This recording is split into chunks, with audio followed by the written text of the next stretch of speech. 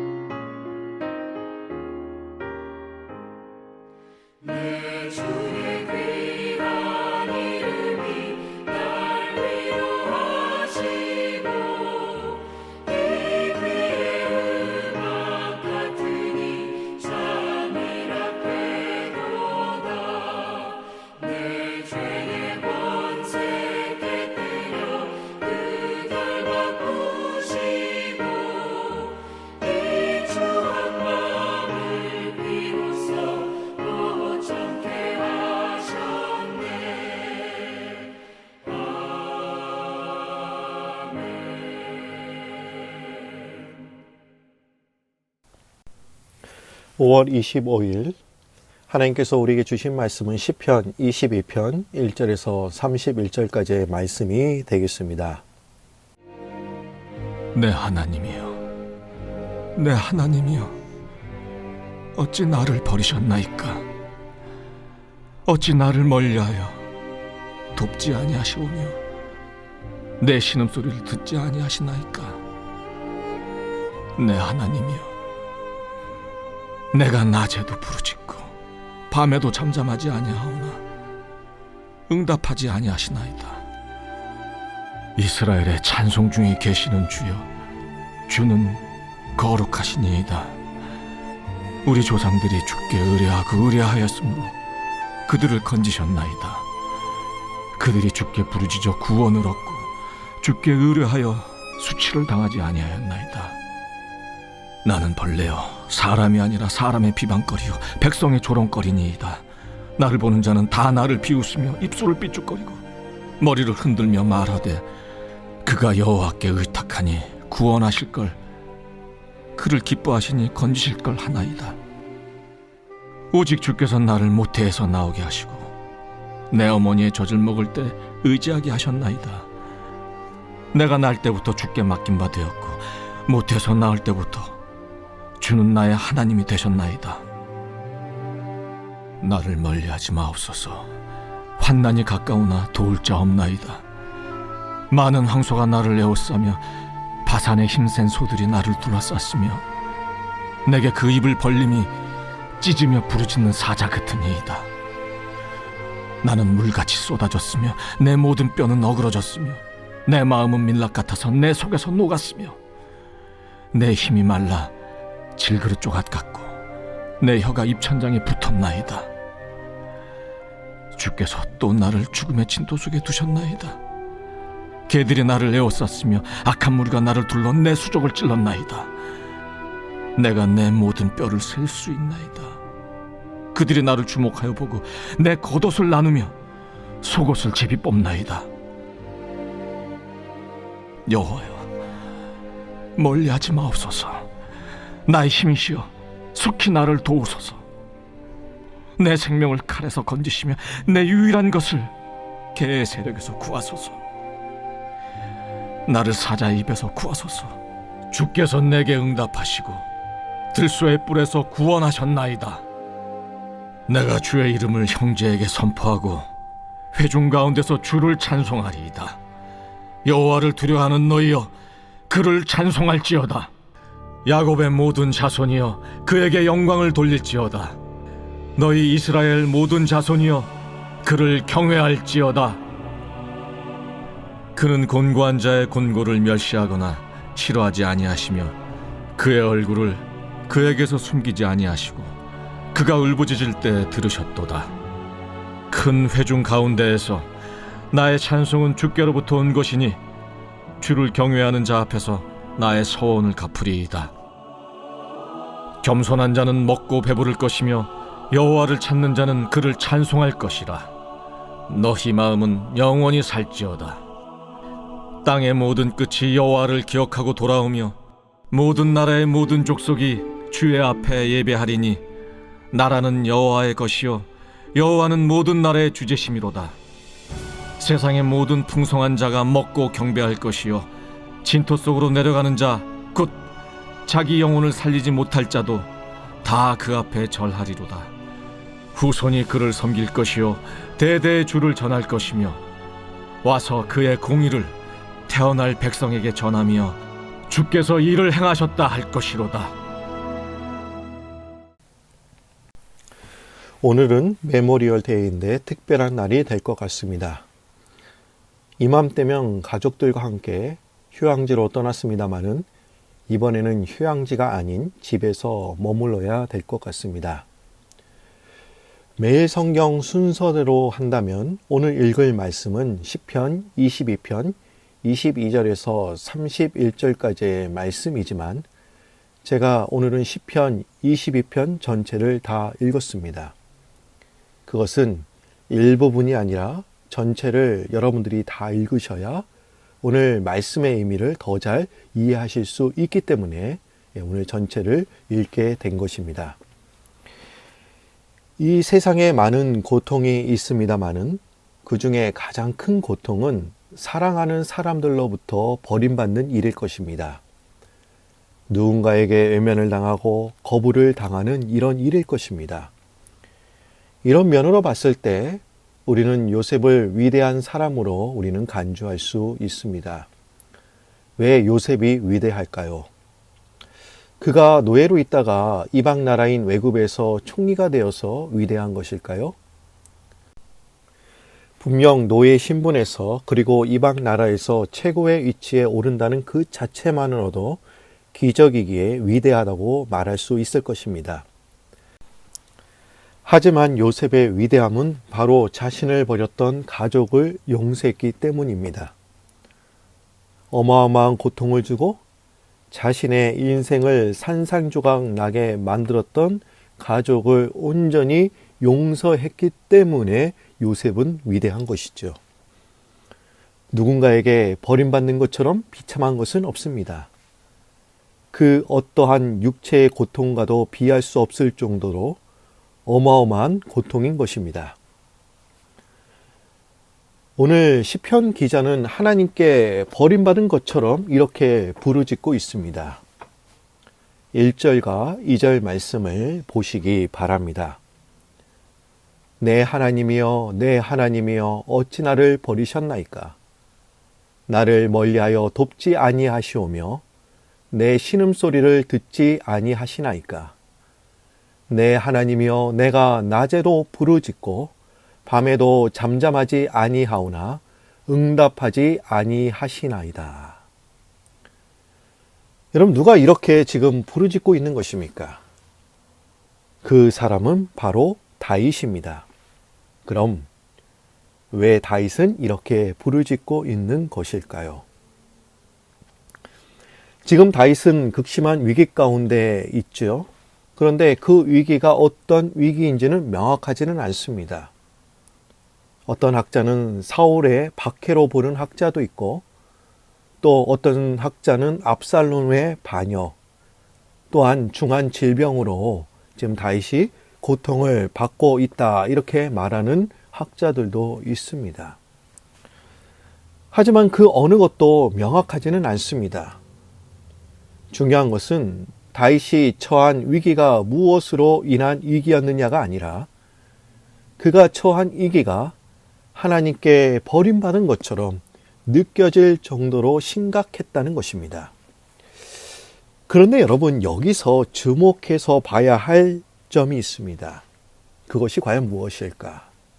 그것은 다윗이 하나님께 버림을 받은 것처럼 느꼈음에도 불구하고 여전히 하나님께 부르짖고 있다는 사실입니다. 사람은 고통과 환난을 당하게 되면 일방적으로 원망과 불평을 쏟아놓기 마련입니다. 그것은 그리스도인이라고 해서 예라고 할 수 없습니다. 그렇다고 그리스도인들은 처음부터 원망과 불평을 쏟아내지는 않습니다. 그리스도인들은 고통과 환난을 만나게 되면 대개 처음에는 하나님께 부르짖습니다. 비록 그러한 부르짖음이 왜 어찌하여 라는 식의 원망이 다소 섞이기는 하지만 근본적으로 하나님을 향하여 원망하거나 불평하지는 않습니다. 그러나 하나님께 기도를 했습니다마는 응답이 더디거나 즉각적으로 임하지 않을 때, 그리고 또한 하나님께서 나를 버리신 것 같은 느낌이 들 때, 소위 믿음이 좋다고 하는 그리스도인들도 기도하는 일을 중단하게 되고 하나님을 향하여 원망하며 불평하게 됩니다. 그리고 그 후에는 주위에 있는 사람들이 내가 고난을 당하고 있다는 소식을 듣고 나를 위로해 주기 위해서 찾아옵니다. 하지만 사람들을 만나는 것도 꺼려하게 되고 하나님에 대한 의심은 점점 더 깊어지고 마음의 근심과 불안감이 쌓여갑니다. 다윗은 지금 하나님께 버림을 받은 것처럼 느꼈습니다. 그런데 여러분 1절과 2절 말씀을 다시 한번 보시기 바랍니다. 다윗은 하나님을 뭐라고 부르고 있습니까? 이렇게 부르고 있습니다. 내 하나님이여 라고 거듭하여 부르고 있습니다. 이것은 그가 하나님께 버림받은 것과 같은 상황에 처하여서도 하나님께 대한 신뢰를 저버리지 않았다는 것입니다. 지금 다윗은 주변으로부터 모든 도움의 손길이 끊어진 극한 상황에서도 하나님만이 자신의 유일한 도움임을 역설적으로 지금 말하고 있는 것입니다. 내가 하나님께 버림을 받은 것처럼 느껴지지만 불평과 원망 그리고 하나님에 대한 의심을 품기보다는 그분을 내 하나님이여 부를 수 있는 그 자체가 여러분 은혜인 것입니다. 여러분 내 하나님이여 라는 표현 속에는 어떤 일이 일어나든지 하나님은 선하시며 신실하신 분이십니다 라는 믿음이 내포되어 있는 것입니다. 비록 내가 죽는다 해도 하나님께 연결된 끈을 놓을 수 없다는 그런 표현인 것입니다. 그런데 여러분 왜 하나님은 다윗의 기도에 침묵하고 계시는 걸까요? 다윗은 지금 죽을 것 같은 상황에 처해 있는데 왜 하나님은 침묵하고 계시는 걸까요? 여러분 6절과 7절 말씀을 보시기 바랍니다. 나는 벌레요 사람이 아니라 사람의 비방거리요 백성의 조롱거리니이다. 나를 보는 자는 다 나를 비웃으며 입술을 삐죽거리고 머리를 흔들며 말하되. 이것은 다윗이 지금 원수들에게 극단적인 모욕과 멸시를 받는 등 인간 이하의 취급을 받고 있습니다. 여러분 예수님께서는 십자가에서 순환을 당하실 때 사람들에게 멸시와 조롱을 당하셨습니다. 그러게 주님도 십자가에 달리셨을 때 다윗처럼 이렇게 고백을 하죠. 나의 하나님 어찌하여 나를 버리셨나이까. 이렇게 탄식하며 지금 하나님께 지금 울부짖고 있습니다. 여러분 지금 다윗은 주님만큼의 조롱과 멸시는 아니라고 해도 정말 참을 수 없는 만큼의 조롱과 멸시를 당했습니다. 그래서 그는 나는 벌레요 사람이 아니다 라고 지금 말한 것 같습니다. 우리는 이걸 보면서 침묵하시는 하나님이 너무하신 것 같다라는 그런 생각이 듭니다.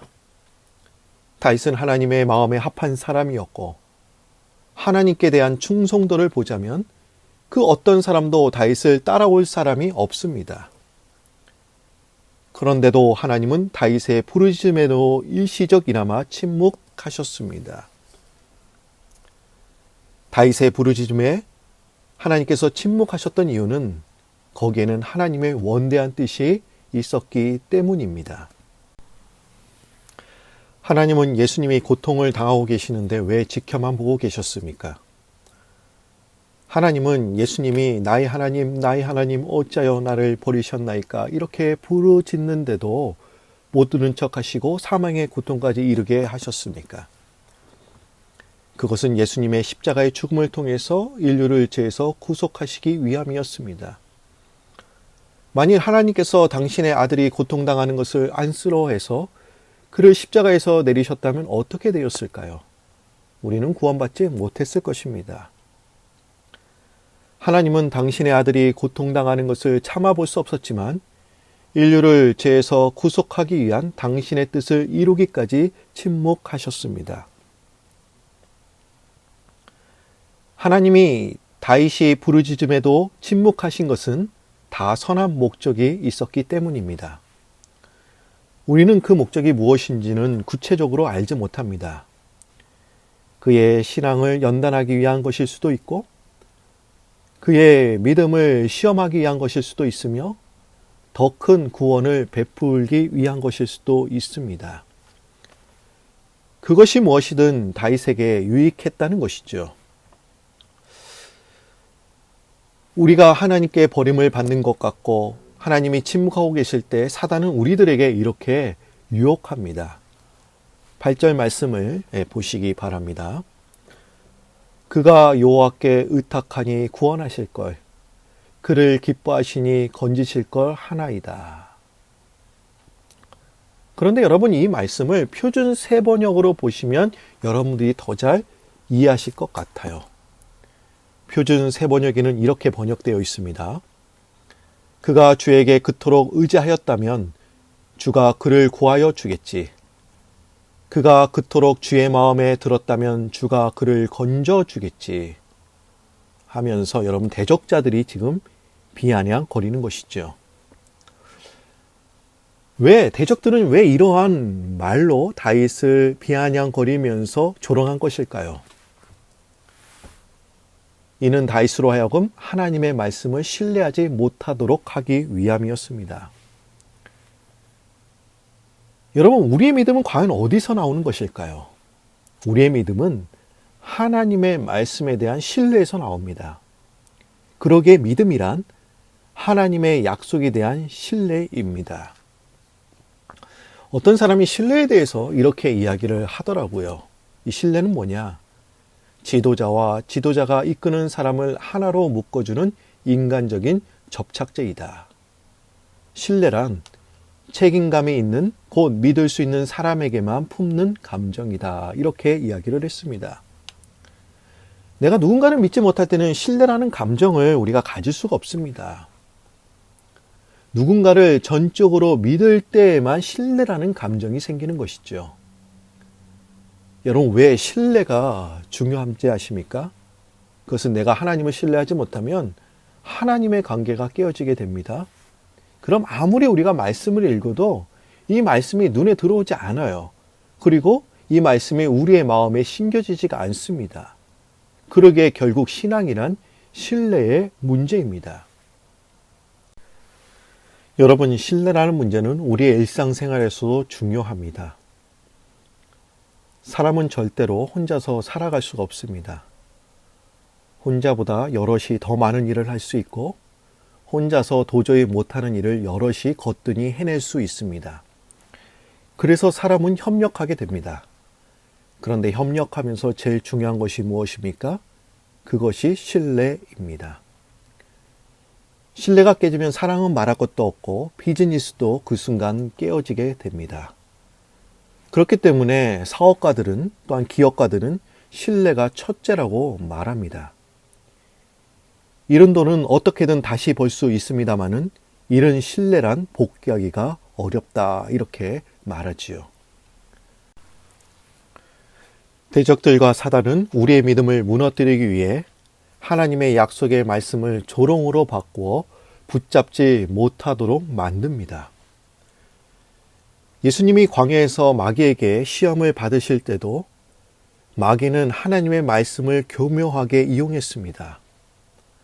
그렇게 했던 이유는 우리가 하나님의 말씀에 대한 신뢰를 흔들어 놓고자 했던 것이지요.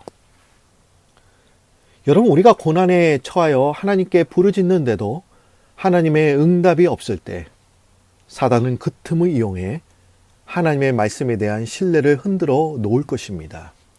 그러기에 우리가 하나님의 말씀을 믿지 못하고 의심이 생긴다면 그때 하나님의 말씀을 더욱더 굳건히 믿고 신뢰해야 될 줄로 믿습니다. 여러분, 22절부터 시의 분위기가 완전히 바뀌고 있습니다.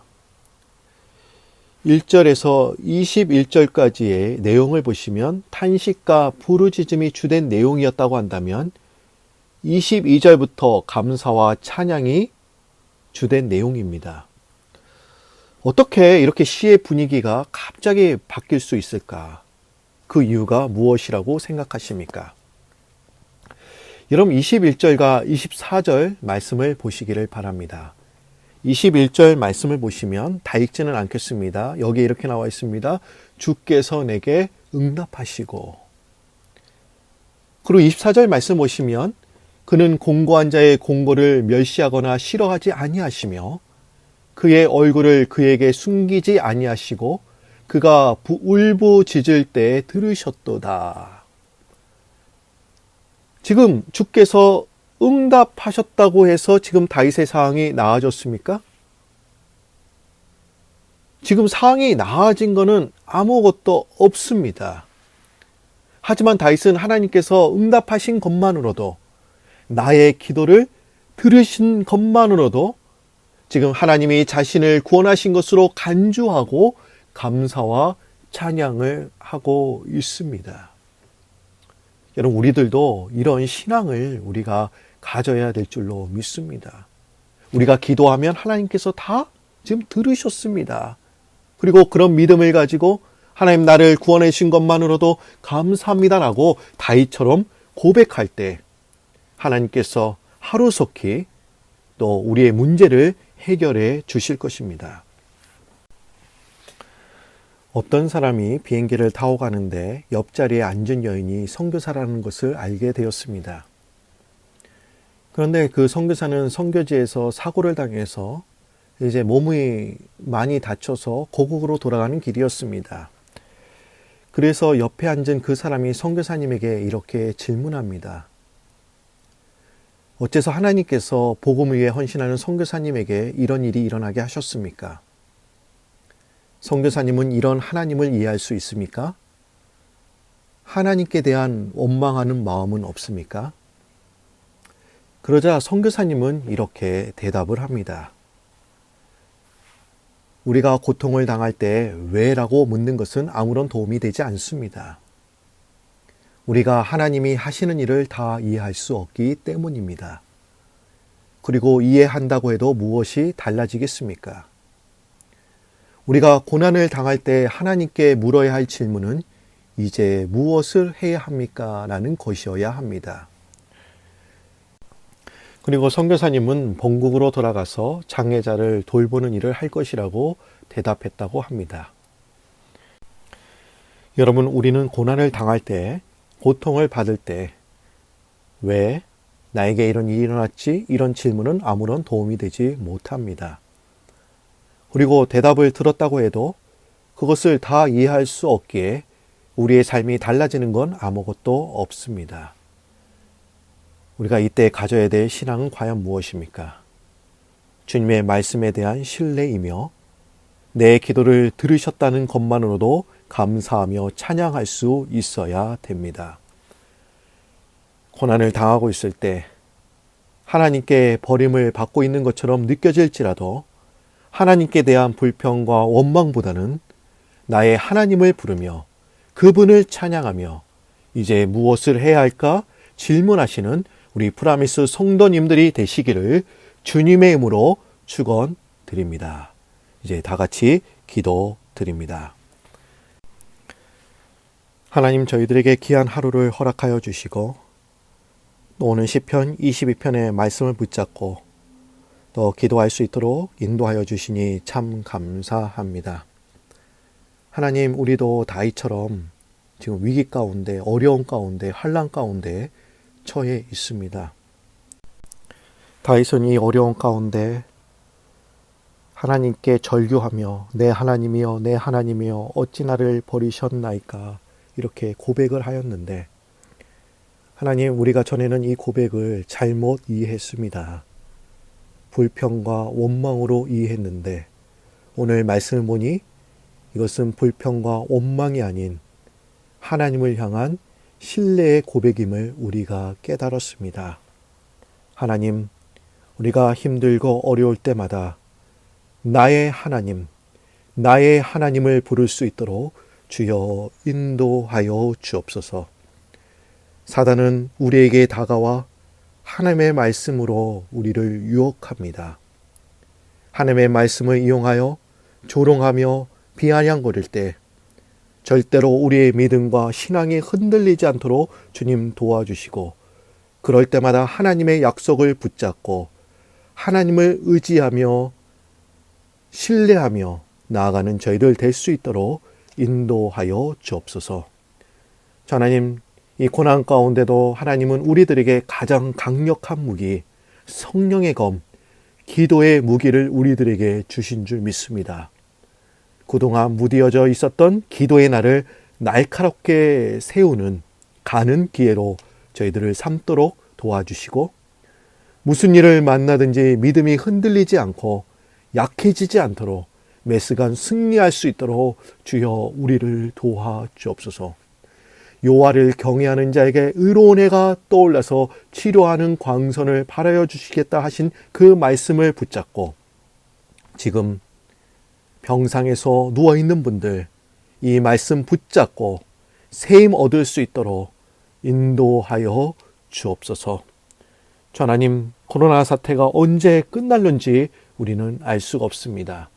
성경 말씀처럼 환난은 인내를, 인내는 연단은 소망을 이루는 줄 암이라 하신 말씀을 붙잡고 우리가 인내하면서 이 어려운 순간도 서로 간에 기도하며 중보하며 슬기롭게 지혜롭게 잘 뚫고 나갈 수 있는 그런 신앙을 저희들에게 허락하여 주옵소서. 감사드리오며 예수님의 이름으로 기도드립니다. 아멘. 하늘에 계신 우리 아버지여, 이름이 거룩히 여김을 받으시오며 나라의 마옵시며 뜻이 하늘에서 이룬 것 같이 땅에서도 이루어지이다. 오늘날 우리에게 일용할 양식을 주옵시고 우리가 우리에게 죄 지은 자를 사하여 준 것 같이 우리 죄를 사하여 주옵시고 의를 시험에 들게 하지 마옵시고 다만 악에서 구하옵소서. 내게 나라와 권세 영광이 아버지께 영원히 있사옵나이다. 아멘. 우리 모두 다 같이 오늘 주신 말씀을 붙잡고 주여 세 번 부르시면서 뜨겁게 기도하도록 합니다. 주여, 주여, 주여.